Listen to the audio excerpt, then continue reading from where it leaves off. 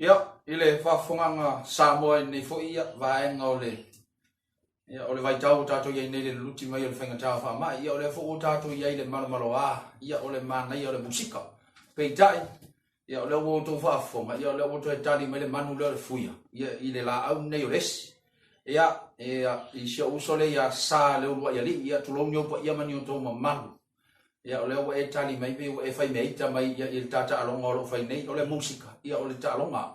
Ia le pe fōringa mai ia o e whao ngā mai nisi o ngā ngana e pe i tau le tau tamali i le whaafunga le tunu. O le mea lalea, ia o oe o le manulele, ia o o le la au, ia tata la noa befa pe nai runga le laina. Ia e whaafunga, ia le whai la atu e watu si ate oe. Ia e tata tata noa pea, a whai e te le fia i lesi. Ia na e sau le tata tata noa staimi, ia o tala noa ngā le manulele. Ia ma le la au, ia ai lau ni tala noa ngā ani tangata. Ia o le mea lea, sa le uro ia rii.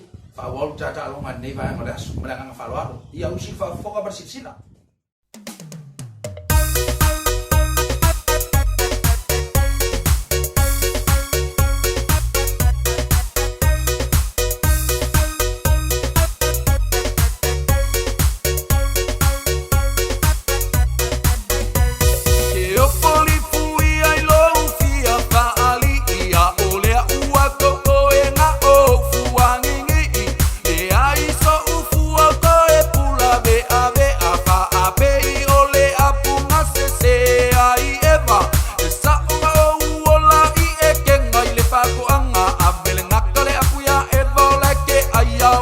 Pala